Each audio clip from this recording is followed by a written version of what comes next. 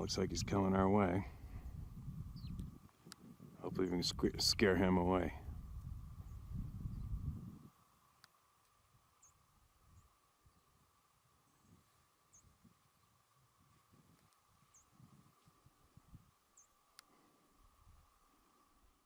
Oh, a pain in the ass. I hope you can tell. My face is half my head is the size of a cantaloupe this morning. Well, I guess I understand it's a bit of a serious thing, right? So I got a pre-plug in my arm. So I go get plugged in again tomorrow and the next day for some drip antibiotics. I guess Sarah's pretty concerned tomorrow. I woke up, my face is all like that. There's a big sack right there underneath my eye, and the pressure is freaking. It's crazy how fast it happened, though. What was that, the day before yesterday? Day before yesterday. Launching the boat in the river. Touched my tooth and I'm like, holy, just walking was making it pound. Bong, bong. I'm like, holy cow, what the hell's going on? And then that night it blew up. Went to the hospital. Apparently she prescribed painkillers. And Sarah ran into another poor girl at the pharmacist who was freaking right out about her pain, and she was under prescribed as well. Excuse me. So last night was pretty uncomfortable for me.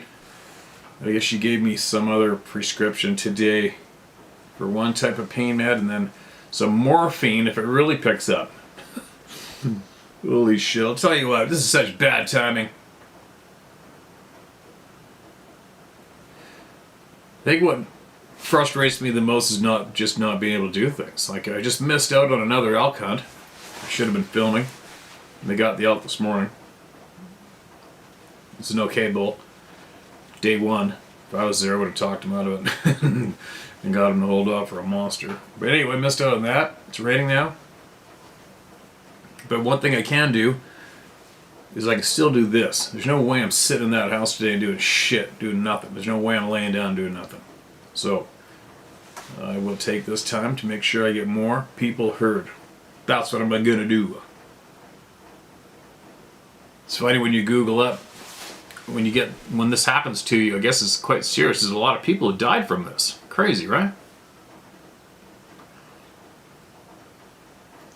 But I guess I'm sticking around. Guess I'm sticking around. Anyway, let me get set up here. Get everything going. And get some important voices heard besides my snow one, right? Let's get into it. Anyway, lots going on in the world, isn't there? If you follow it. Probably shit, this does kind of hurt, but oh well. Anyway, there's a lot going on in the world. A lot of real bad things going on in the world. It's really horrible. It's really horrible. But I guess if you do have interest, you are already aware. And if you don't have interest, you're way far behind. And I think me sounding the alarm probably wouldn't do much at this stage of the game anyway, right? We're so deep into global destruction right now. It's really, really alarming and sad. But anyway, I can say one thing that I always think outside the box and think of different angles. Is like, you know, it's too bad that our character flaw is to accommodate violence, killing, which comes with the craving for power, right?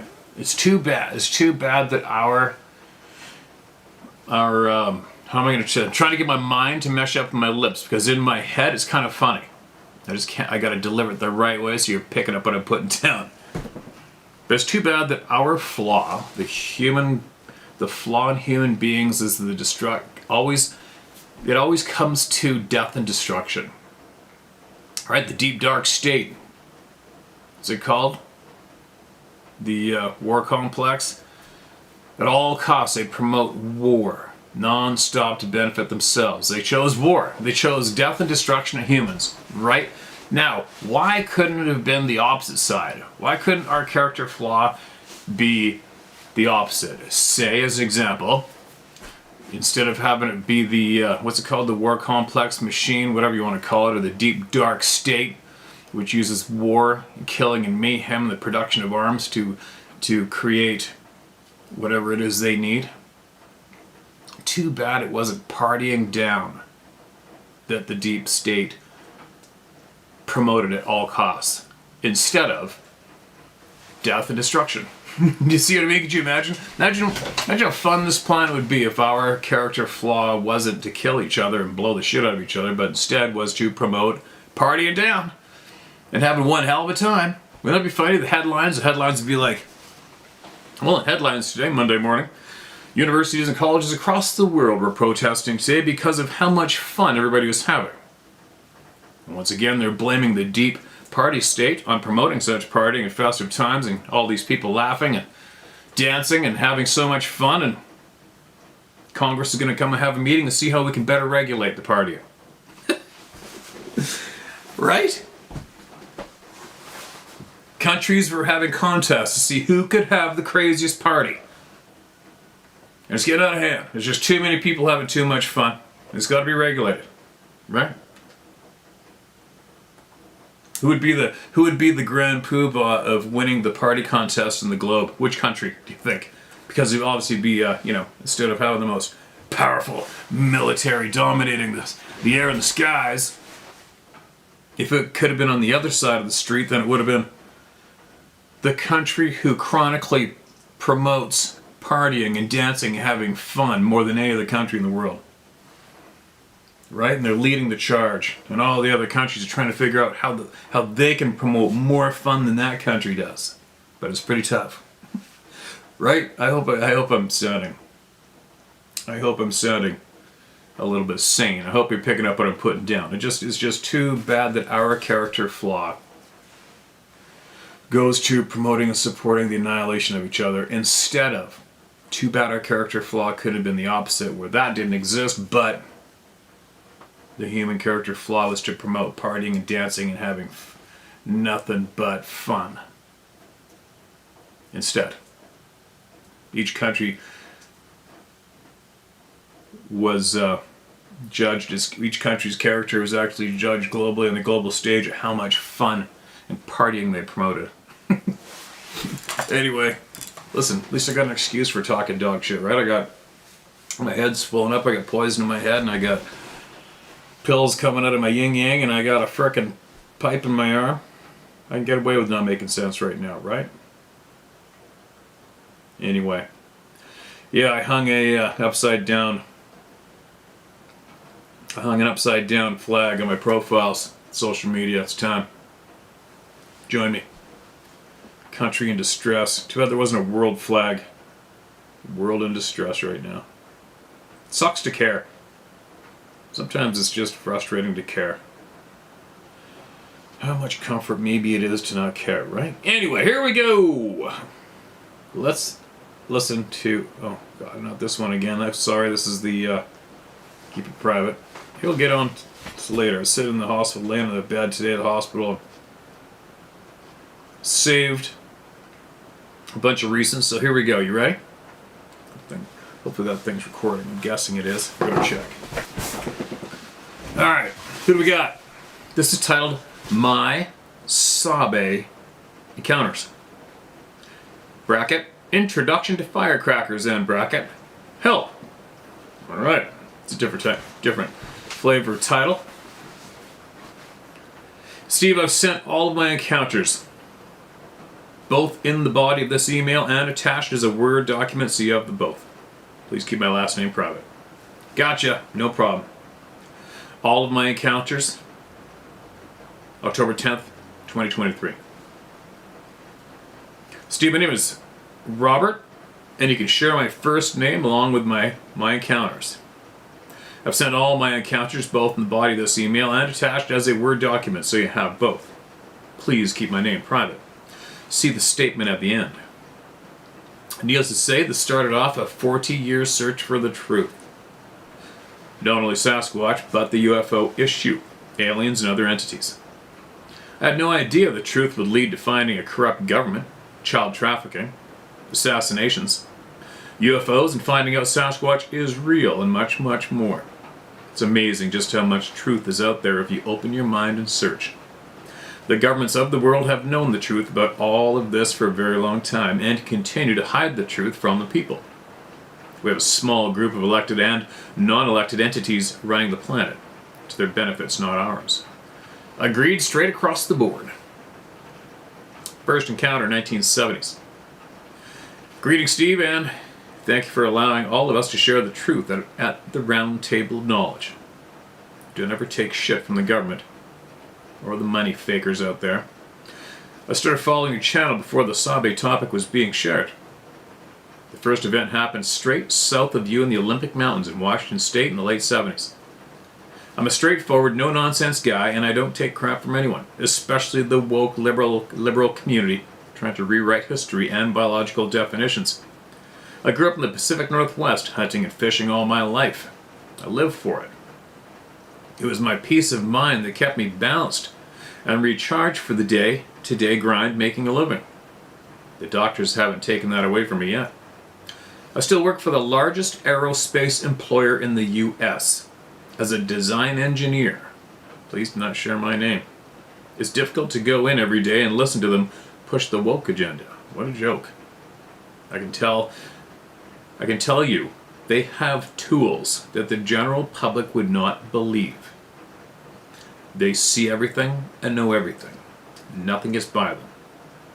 If you appear on their radar and become a problem, you will cease to exist if they decide.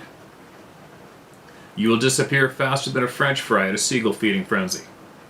They track us like sheep. Sorry for the rant, Steve. Too much coffee today. And dealing with the company stooges.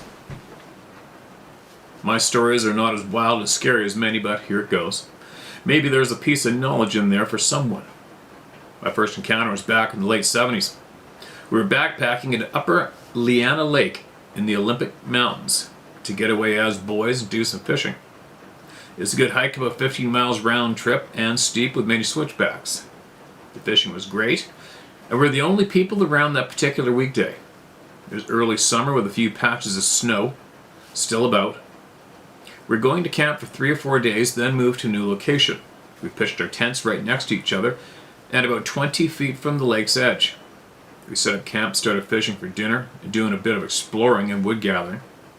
The fishing was awesome, and we had a fresh pile of trout on the stringers and a roaring fire going to cook them on. We brought an old barbecue grate, which worked wonders for camp cooking, and made a nice round rock pile to build the fire on. I was always the cook because I always brought the good food and seasonings. We finished our dinner, fresh trout, and steamed rice, and cleaned up. Hung our gear on the guide line in the tree and put the stringer of fish back in the water to keep them cool. God's fridge. So we could have a good breakfast before exploring more. The 4 of us gathered around the fire and roasted a torpedo and got ready for bed. Lovey, Yeah. if you want that bear, it's just up there at the road. What road? Alright, bit of an interruption. Luckiest bear on the planet. This big old monster here. And he's been tormenting, 3 different places, all the neighbors, except my place. I've had him right near me in the boat, but where you can't hunt him. Like just where you can't do it. And I don't know how many times he's been cruising right down the side of the dirt road here, not giving a shit. Everybody's seen him. Oh yeah, he's right here a minute ago, right here a minute ago. Here he comes again, he's in the yard again, he's under the kid's swing set again, he's doing this, he's doing that. And Sarah was just going for a walk with the dog and all hell broke loose, and I guess the bear, he went up the tree only about 4 feet. She showed me the bark was missing and Ruby's going ape shit. But the bad thing about a bear that big, when they only go part way up the tree and he's eyeballing them, and it looked like they're about 20 feet away from each other. Poor Sarah's scared. They're thinking about fighting. Imagine, poor Sarah with that huge bear and the dog going out 20 feet away from her down the road, and there's no cell service, so down there. Anyway, of course, I go whipping down there in the quad of the bow, and I can't find him anywhere. He disappeared. It's almost like he knows. When he sees Sarah, it's almost like he knows, oh, she's gonna go tell on me. Anyway, that's what just happened. Now, where was I? We always keep a clean camp to keep the bear encounters at a minimum. I always run into bears wherever I go. I seem to be a magnet for them. We always come armed, 9mm sidearms, and would always bring lady fingers, firecrackers for bear trouble along with bear spray. Now, before I get to the event, we never thought Bigfoot was real. We had all seen the movie Boggy Creek and got the hell scared out of us, but never believed it was real. I asked my grandfather several times over the years if he had ever run into them in his hunting travels. He's an old German immigrant, a lifelong hunter who, along with my father, taught me much of what I know about the wilderness. They just laughed at me and told me they didn't believe it was real and had never seen anything. Although my father said he came across a terrible smell one hunting trip that they could not locate. Said it was very bad. It was early morning before first light when something woke me and my buddy Danny up. It sounded heavy. We thought a bear was creeping around camp. We could hear a few twigs breaking, so we spoke with hand signals pointing in the direction of the sounds. We could only hear one moving around, but it sounded like a real heavy person walking, and not a bear shuffle. We could feel it in our bedding and the ground when it walked. We had no idea what it was. I peeked through the rain fly and nothing was there. I couldn't see a damn thing, as it was still pitch black out. So, I grabbed a pack of firecrackers, lit the fuse, and tossed them way out away from the tents. Good one. We both had our guns at the ready, but, man, we had no idea what was coming. All hell broke loose when those crackers started popping. We couldn't see them, but we could hear them, running away in all directions.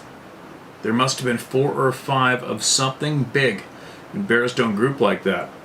It felt like we were in the middle of a cattle stampede. No shit, that is crazy, isn't it? I wonder how many times there's been that many with the same scenario when people have always emailed in and said this thing was walking around the tent. Meanwhile, there's a whole frickin' troop of them there.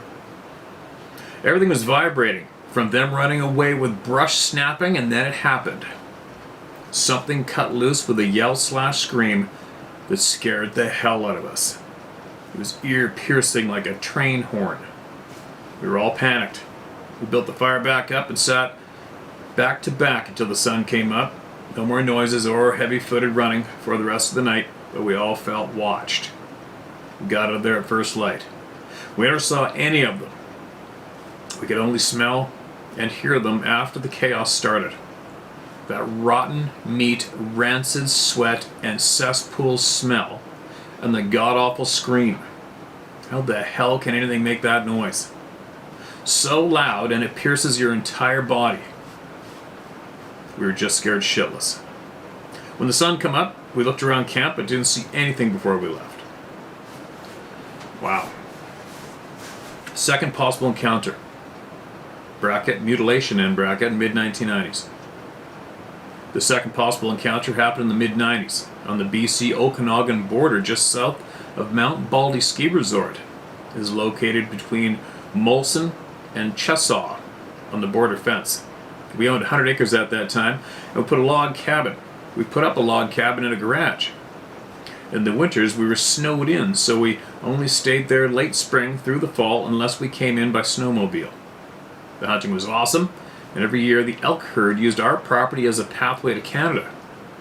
On this property we have seen a UFO, and I personally had mine speak while hunting. Now on to the second case. Well, that's interesting. I wonder if, see, knowing me, I would probably sneak over the border in a heartbeat if I saw there was a great big bull right there, and I'd probably go after him. I wouldn't be able to stop myself. Now, if I did sneak across the border and harvest an elk and got it back home, would I have to tag it in Canada? Anyway. Oh. Okay. We never saw what caused this issue, but find it interesting, as I've never seen an animal mutilated this way. It was early on a Saturday morning, and we had heard a deer scream like his throat had been partially cut. Shortly after that, the birds were circling the area. It was eerie. It gave you a shiver from the scream. Now, the property was a mixture of heavy trees, grassland, and standard Okanagan shrubs with vine maple. My mom and dad stopped. Sorry, My mom and dad strapped on their handguns and headed out to where they thought the incident happened. They were very cautious, as visibility was minimal in the heavy brush. They came across the ambush site. It was like a bowl mashed out of the heavy brush with a large game trail running through the middle of the depression, and was silent with no sounds. What they found scared my father to leave very fast. The head of the deer had been literally ripped off its neck and was missing.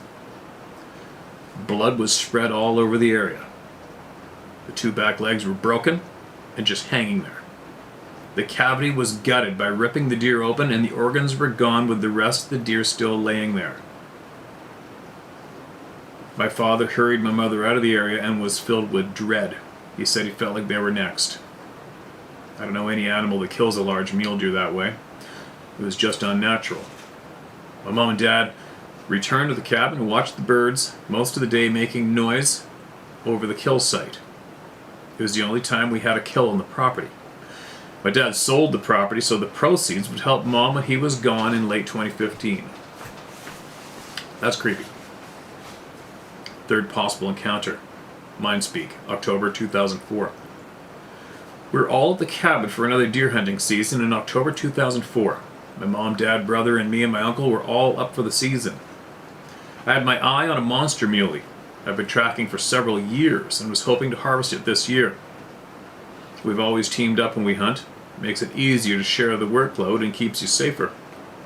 Now, I was the only one in the family that believed in Sasquatch due to my first possible encounter sent in earlier. Before that, I always hunted and fished alone when I was younger, but due to Sasquatch, stopped. I've had nightmares about meeting one since I was young. My uncle and I headed out early that Saturday morning to stake out a game trail that looked like a racetrack. We hoped to fill both tags. Well, we saw nothing all morning. Unusually quiet with no game movement, with the exception of a string of muleys running away about 500 yards in the distance, running between alder groves. Now, my uncle used my grandfather's .348 Winchester, and I used a .300 Remington Ultra Mag for the open plane shots. That'll do it. I've got one of those. I never used it I shot a deer with it, but I used that for myself for guided grizzlies. I used the Canon because of big bear in the area, both black and grizzly. There you go. With nothing happening, we had decided to head back to camp and get ready for an evening hunt. We were coming up on a road, split, heading back to camp, and I heard this voice say, "Turn around." As I did, there was the monster buck and one doe with him, and 25 yards behind us in the fork of the road. They were too close for me to shoot, and since my uncle had open sights, I told him to take the shot if it presented itself. I told him that I was going to head down the other fork in the road to cut them off, just in case the buck split from the doe like they often do. He continued to follow them for a shot, but lost them in the brush. As I was hustling to get to a shooting position, I heard a voice in my head that said, "Stop, wait here behind this bush for the deer." Holy shit. It shocked me, but was clear as day, just like you and I talking. I assumed it was my long-departed grandfather speaking to me. He was an avid hunter, so I went with the mind speak and hid behind the bush. Sure as hell, here comes the buck, at a lope and slowed to a slow walk, so I had a perfect shot alley between the two groves of trees about 15 yards wide. And there it was, just like the voice said. And I was shocked, but I had business to do, so I took aim and squeezed and dropped it 75 feet away. I have a muzzle brake on the .300 Rum, and needless to say, I lost my hearing for a day due to that loud bark. No one believed my mind speak event, but I got the deer, so I guess it didn't matter. Was it the big guy? Dunno. That's a strange one. Fourth and last encounter. Mind Speaks / sightings, spring 2023. I visit my mother every weekend I can get away from work. I live in Everett, Washington, and my mother lives in Bremerton, Washington, the shipyard town. My dad passed in 2017, so I visit as much as possible. Excuse me. I was on a visit this last spring. Basically, I come over very early in the morning and do some shopping and make breakfast for her and my brother who lives with her. Most weekends are a short visit, and then I drive to Kingston to catch an early ferry boat home. I was heading to Kingston after the visit, and was about 2 miles short of the ferry, driving by a logged out area that was full of new growth and stumps. As I was driving, it was early morning, maybe 7:30ish. So many shadows from the trees along the side of the road. I noticed someone walking in the shadows the opposite way I was driving, like walking toward me. I was staring at them or it, but my mind was telling me to move along, nothing to see here, and it bothered me. It just didn't add up. I drove about another 100 yards or so and turned around because it bothered me. Something told me it wasn't a man. The speed limit is 50 miles per hour at this location, so you go by pretty quick. I zipped back to where I had seen this person walking and nothing was there. There was no place to go except a farm on the same side of the road and the logged off area on the other. I noticed the cedar boughs were farther off the ground than I thought, and this person had to be very tall to be that close to them. As I thought more about what I had seen, all I could discern was it was dark brown/black with no features. It could have been a person, as I would have seen more. The surrounding area had enough light definition that if it was a person, I would have seen features. Did it just mind F me? Tell me to move on, nothing to see here, and then disappear? I just don't know. The more I thought, the less it made sense. I'm pretty sure I was driving by it distracted. I'm pretty sure as I was driving by it, it distracted me long enough to disappear. Well, this is my latest possible sighting. Thanks for everything you do at the Round Table of Knowledge, Steve. And a quick note from me, which I'll read now. Alright, I got the message, and a quick direct message for the person who just emailed. Appreciate everything you sent. Now, if I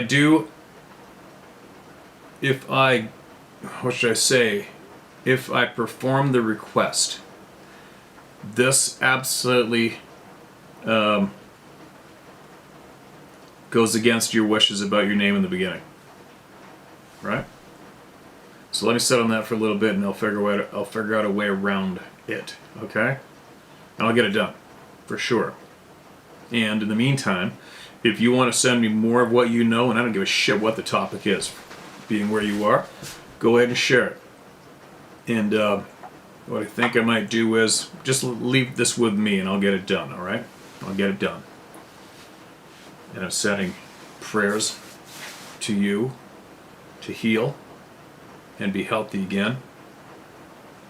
And I absolutely appreciate you sending in, taking the time out to send everybody all of this through me. And make sure you email me back with more. Why? Because I'm greedy. I want to hear it all from everyone. So make sure you email me more, all right? And email me more, and to make sure you remind me of the task that I want to do at the end of the email. But I hope you understand that I can't do it right now, right? Obviously. Here we go again. Who's next? You know, one thing I'll add in, you took me, as soon as you mentioned the trail, something happened in a bowl-like depression, something happened there.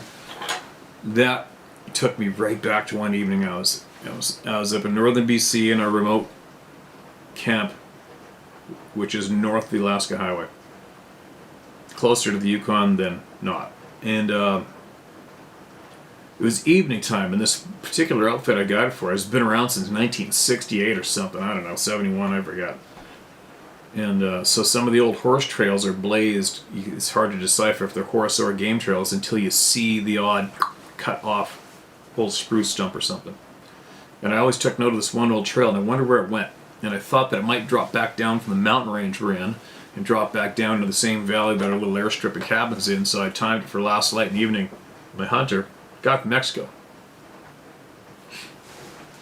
And I said, I'll just walk down this trail. See if I think it might go back to camp. Then we don't have to ride all the way back over to the peaks and all the way down across and blah, blah, blah, blah. And if there isn't a trail, oh well, we'll bushwhack it to get to the bottom. Whatever, that's how you learn country, right? So anyways, we start going down the trail. We're going downhill.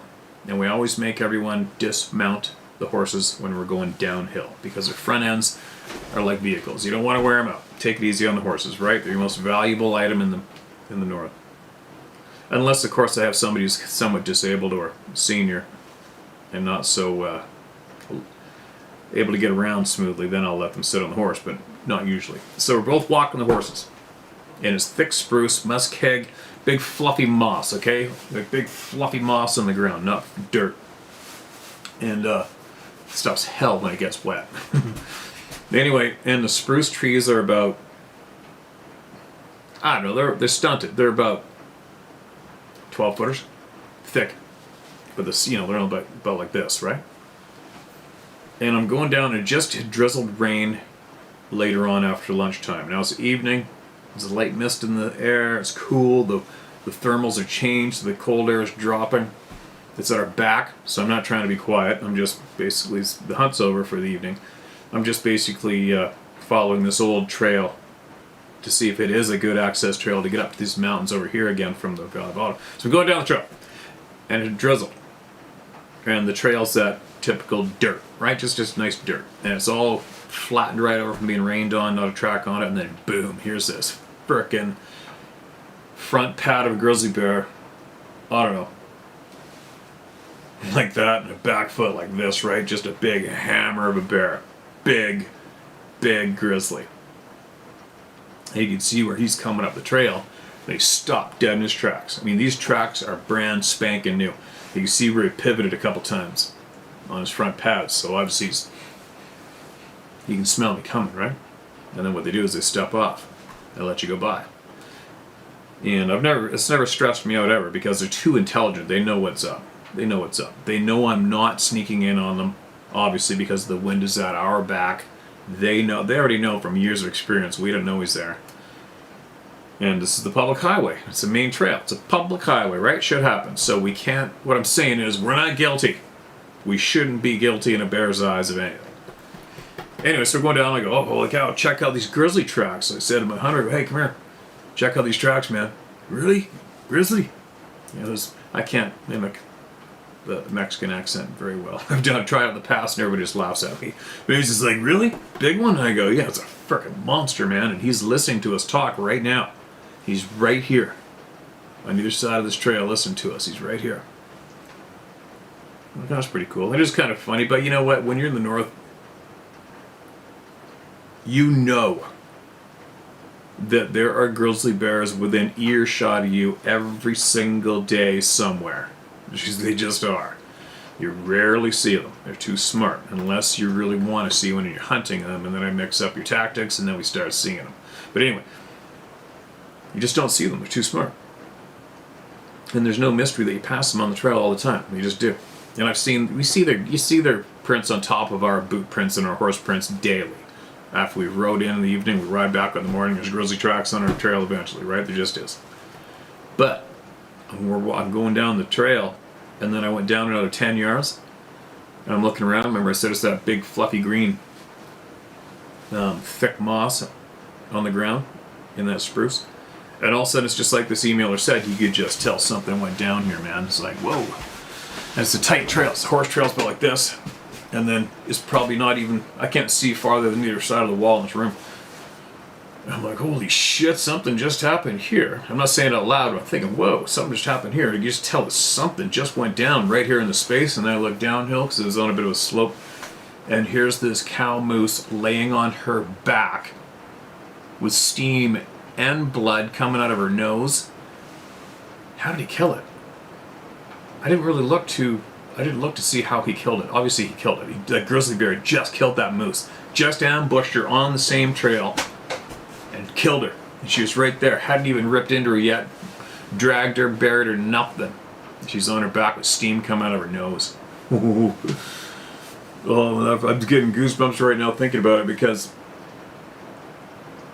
when you're well versed in what they do, after reading up as many books as you can, especially from this one wildlife biologist, and they said, on average, when he took all the bear encounters he could from North America, and they compiled your averages of what happens in the average in each scenario, and he said, on average, when a person walks into a grizzly bear with its kill, it doesn't just chase you off. It doesn't chase you and catch you and beat you up. On average, it runs you down and kills you. And that's imprinted in the back of my mind like a tattoo, right? Also, another one too is when you bump into a sow, grizzly, and cubs in the trail, if she charges, if the cubs stay there and she charges, she's probably going to kill you. If the cubs go up a tree and she charges, she's probably going to kill you. If the cubs run the other way and she charges you, she's probably just going to beat you up a little bit and then run after the cubs. And in the worst case scenario, the cubs are 3 years old and they all joined her in the charge and they all ripped the shit out of you. That's what should have happened to me with another story, which I cannot believe I survived. But anyway, you just put me right there with that memory. And there's that moose laying on her back, steam coming out of her nose, dead quiet, and then everything goes slow motion, and I'm just looking back, get on your horse, get on your horse, get on your horse. I'll never forget, as I'm climbing onto my horse, it almost felt like I couldn't get it on fast, couldn't get on the horse fast enough, because you're just waiting to feel teeth ripping into your ass cheek and pulling you right back into the forest or something, right? Never forget that. Never saw the bear, but I got more happened with that particular moose kill later on. Maybe I'll share that another time. I already did online maybe, but anyway, there you go. Memories jerked back into the mind. Thanks for sending that again, man. Sorry for the babble. Alright. Who's next? Mark, this is Brad. My face isn't feeling too good right now. I'm gonna have to give in and go get some painkillers, I think. Whoa. 1 second. Occurrences. Hi, Steve. My name is Randy Archie. Pronounced Archie, not archery. LOL. Say my name, I have nothing to hide. Okay, Mr. Archie. I'm 67 years old, and all my occurrences have happened in the Wayne National Forest in southeast Ohio. I've been roared at, growled, and whistled at. Heard strange voices and children playing, all while bow hunting deer in the fall and turkey hunting in the spring. In the early 90s, me and my friend Pat were scouting for deer. I was walking down a forest road and he was off to my right, across a large strip mine pond and up on a small ridge. Excuse me. As I came to a large game crossing, something let out a very loud roar / bellow between us. It was so loud it shook me to my core. I yelled, "Pat, was that you?" Knowing there was no way that he could have done that. I ran back to camp, sucking air. A few minutes later, Pat came running into camp, out of breath, and asked me if I had made that sound, LOL. We discussed what it could have been. Pat said that he has heard elk make strange noises while hunting in Wyoming, but nothing like that. So there's no other explanation about Bigfoot. That sound never deterred us from hunting there, and still hunt there today. Quite a few times I've been whistled at, both bow hunting and turkey hunting. I always hang my tree stand in the same tree year after year. I've heard very strange voices, like people talking really fast and children playing. I've had stumps disappear. 1 minute they're there, turn my head, look back, and they're gone. This has happened a few times. I've been growled at so many times that I've earned the nickname of Growler. I never really get concerned about it until once I was deer hunting with a crossbow. I was sitting against a tree in a small thicket watching over a large group of white oaks. Something began growling behind me. At first it was a low growl. It eventually turned into a loud guttural growl. That's the only time I ever got concerned enough to head back to camp with plenty of daylight left. About 5 years ago, I was turkey hunting and decided to go back to camp for a hot cup of coffee. While walking down an old gas line road, I came around a bend, and about 50 yards ahead of me was what I thought another hunter. He was around 5 feet tall and dressed in gray. As we looked at each other, he bent over, threw his arms back, and leaped across the road and into the brush. The road was 10 to 12 feet wide. The figure was not heavily muscled, like so many people describe, so it took me a few minutes of arguing with myself to finally decide that it was a juvenile Bigfoot / Grassman / Sasquatch. I'm still getting wire-haired every time I think about it. No doubt. I know this email is getting long, but there's a couple more things to tell about. While turkey hunting in the spring of 21, the birds had all flown down, and I was thinking about which gobbler to go after. Behind me, I heard a very loud baritone voice say, "Hey, yeah." It scared the bejeebers out of me, and I had time to dust myself off before coming down. I thought it must have been another hunter letting me know that he was there, but it was so loud. I looked around, there's nobody there. Now I want to tell you a story that my 91-year-old mother has told for years. When she was a young girl back in the 40s in southern Ohio, she and some friends went to steal apples from a neighbor's apple tree that was up a large hill behind the neighbor's house. When they got to the tree, a black figure jumped out of the tree and ran away on 2 legs. They all ran back to the house and told the adults there what they saw. They were told there's probably a black bear. The term Bigfoot wasn't known at that time. One day at my mom's house, I turned the TV on to a Bigfoot program, and my mom said, "There, that's exactly what we saw." Okay, Steve, my wife encouraged me to write this email, so blame it on her, lol. I've been binge watching all the older programs of yours and have enjoyed all of them, but I will say that while searching YouTube for Bigfoot stuff and how to hunt came up, I had to watch. When the show came on and there was a guy sitting on a quad on the banks of a noisy river bitching about politics, I knew that it was going to be good. Thanks for all you do, Steve. Randy Archie. Randy, appreciate you, man. This place is nothing. This place is nothing without people like you. All right? And everybody else here.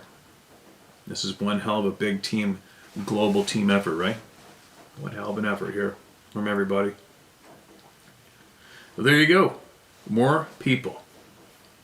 More members of the Club of No Return never asked to join. Isn't that crazy? Nobody ever asked to join this club.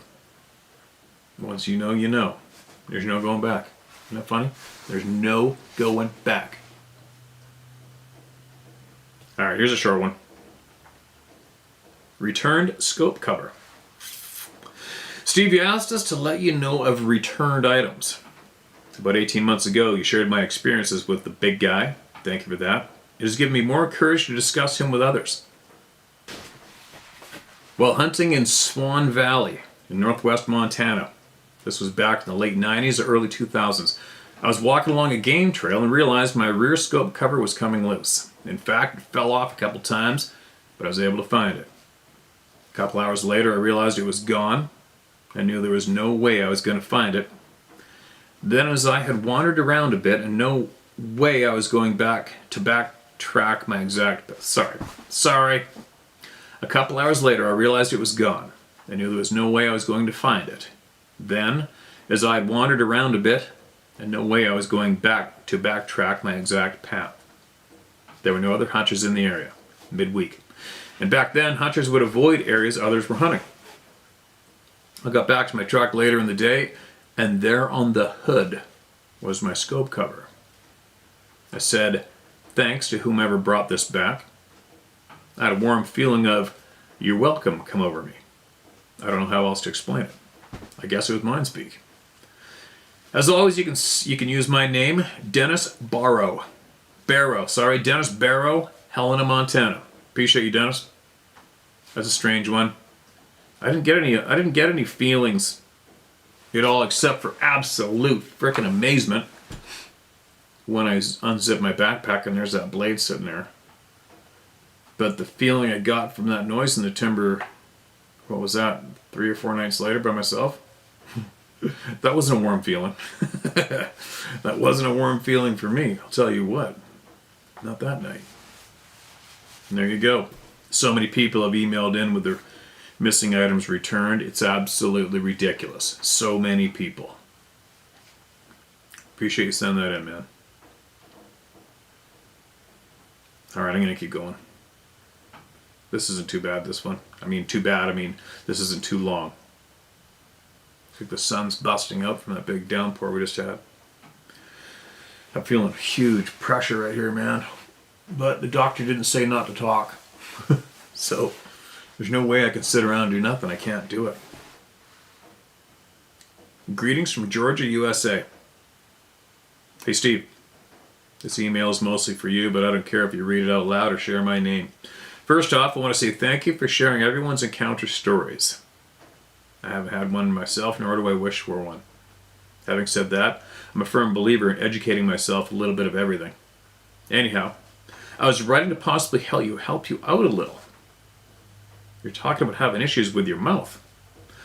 A good thing to do to combat any oral infections is to get a cup of hot water, as hot as possible, add salt, 4 to 5 tablespoons per 1 cup of water, and rinse your mouth out with it until all the water is gone.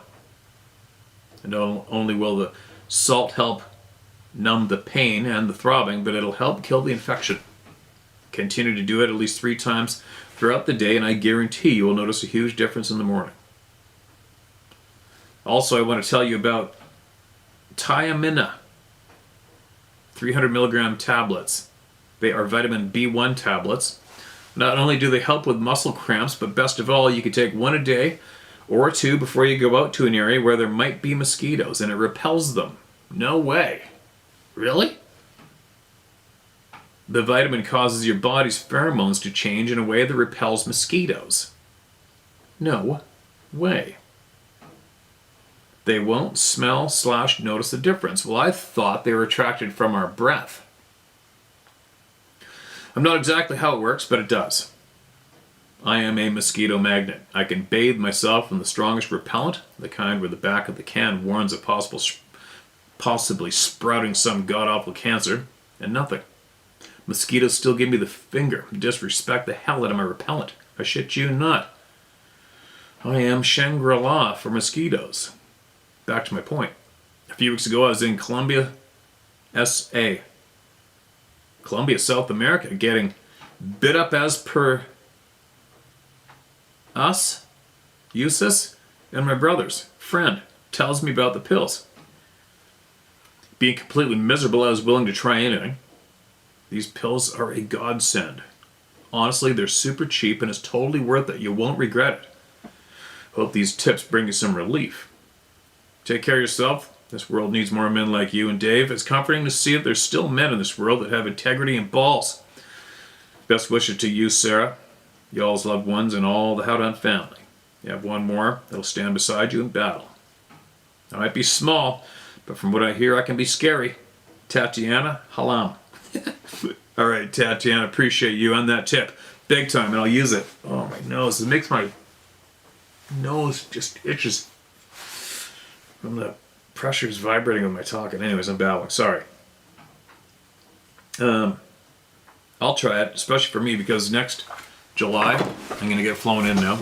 And where I'm going, the mosquitoes are absolutely... You'll never experience mosquitoes like that ever.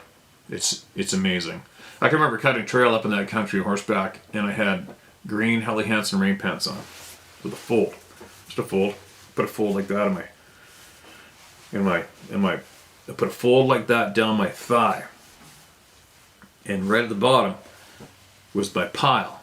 And so here's the fold of my rain pants right here. Say, okay, I can't tap I got a needle sticking in my arm right now, but I'd make a crease in my rain pants like that. And my thigh was on an angle. And I would literally hold my hand this high off of my leg. And I would go like this. Just like that. And each time I slapped down, I would kill at least a half a dozen mosquitoes plus every time I went like this. And what I was doing, because every time I slapped my hand down, the dead mosquitoes would slide down that crease and end up in a pile. And I made a pile of mosquitoes that tall. I was just doing it to see, I was showing my buddy. I'm like, watch this. We were just sitting there having a quick snack. We were cutting trail in the middle of nowhere, the horses and chainsaw. And I wanted to see how many actual mosquitoes I would kill during lunch and how big of a pile of dead mosquitoes I had on the ground below my rain pan. That is thick mosquitoes. Excuse me. So, yes, I will be trying those tablets. For sure.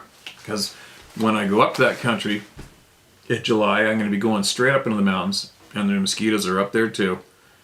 And I'm just going to be hanging out all day long, sitting with binoculars and spotting scope, looking for a huge old ram for days. That's all I'm going to do. So I usually get lathered up in the nasty, same deal, the nasty mosquito repellent that causes every cancer under the sun. So I'll give it a go. But anyway, that's it for today. Probably my limit too, because I'm starting to feel huge pressure and the pain's wearing off. I'm going to have to go in and throw down some more pills, I guess. Get this edited up and shared. And encourage more people to come out and share the truth. Just share your truth. To sharemystory@howtohunt.com. Word for word, man. Whatever you send is word for word. Spare your name, it's spared. No problem. We got you. There's no one that I know of to not trust here yet. Right? And it hasn't caused anybody any pain or discomfort for sharing their experiences. All I keep hearing is it's caused nothing but good. So there you go. If you're on the fence, jump off and do it. What else? What else? What else? Those cool frickin' pendants, hat clips and pendants made. I think Sarah's got 36 left, I think, to get thrown into the packages with your orders for free. And the contact for the creator will be in those packages too, if you want to order something extra special for you or somebody else. And there you go.